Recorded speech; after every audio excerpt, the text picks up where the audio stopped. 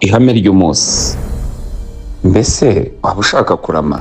Dawidi yaravuze ngo sinzapfa ahubwo nzarama, ngo kugira ngo nekerereze abantu imirimo itangaje Uwiteka yakoze.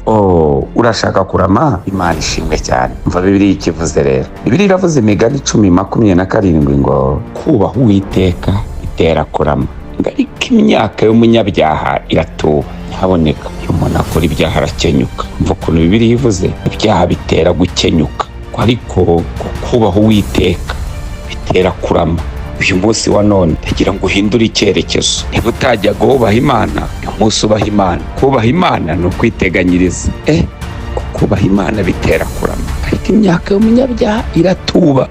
Imana iguha umugisha. Data, ndagushimiye, ndaguhimbaje kubw'uyu muntu ufashe icyemezo kidasubirwaho, icyemezo kivuga ngo uyu munsi ahisemo kubaha Uwiteka kuko bitera kurama. Mushoboze, murwanirire, muhe imbaraga. Shoje mubwira ngo ibukuri we biri mu bigize amahame. Shalom.